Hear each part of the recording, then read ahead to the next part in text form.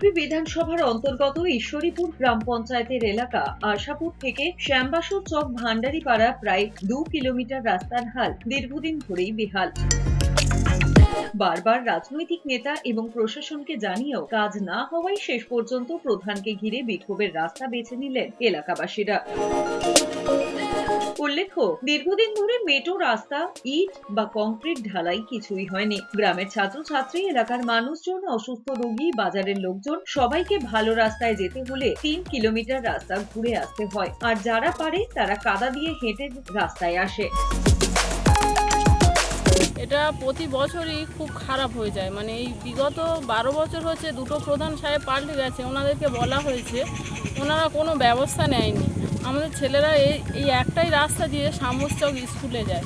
এই রাস্তাটা খুব খারাপের জন্য ওরা বর্ষার সময় যেতে পারে না, যার জন্য ওরা মেন রাস্তা দিয়ে যেতে হয়।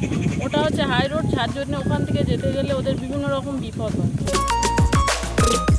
যেতে হয় রাস্তায়, রেশনেও যেতে হয়, আমাদের খুব অসুবিধা হয়। বেটা ছেলেরা এখানে থাকে না, আমরা মেয়ে ছেলেরা বাজারঘাটে যাই, রেশনে যাই, আমাদের তো অসুবিধা হয়। দুটো ব্যাগ নিয়ে বাজারহাট করে নিয়ে আসতে, রেশন তুলে নিয়ে আসতে খুব অসুবিধা হয়। তো আমাদের এখন এই রাস্তাটা আমাদের প্রধানের বলে গেছে ঢালাই পড়ে যায়। এটা দীর্ঘদিনের রাস্তা। এখানে আমাদের চলাচলের বাজারঘাট হাট করা, বাচ্চাদের স্কুলে যাওয়া, আর তাছাড়া অন্যান্য যাবতীয় যা কাজ এই রাস্তার উপরে হয়। তো এখন তো বর্ষা না হলে আমাদের কোনোটা অসুবিধা হয় না, মোটামুটি চলে যায়। যখনই বর্ষা শুরু হয় এই রাস্তা দিয়ে যাওয়ার হাল থাকে না। মেন অগত্যা বাচ্চাদের স্কুলে যেতে গেলে ন্যাশনাল হাইওয়ে 117 নম্বর জাতীয় সড়ক ধরতে হয়। তার জন্য আমাদের বাড়ির মা বাবারা সারাক্ষণ চিন্তার মধ্যে থাকে কখন নাকি অ্যাক্সিডেন্ট হয়ে যায়। গিয়ে ওনারা একটা আবেদন করেছেন যে এই রাস্তাটা দীর্ঘদিন ধরে, বহু বছর ধরে এইভাবে পড়ে আছে। তো ওই জন্য আমি নিজের চোখে আজকের এই রাস্তাটা দেখতে এলাম, যে সত্যি রাস্তাটা দেখে যা অবস্থা, এখানে কিন্তু বর্ষার সময় মানুষ চলাচল করাটা খুব টাফ ব্যাপার। এবং এটা আমি জানি যে আমাদের শ্যামবসুর চকের সঙ্গে আশাপুর গ্রামের একটা সংযোগ।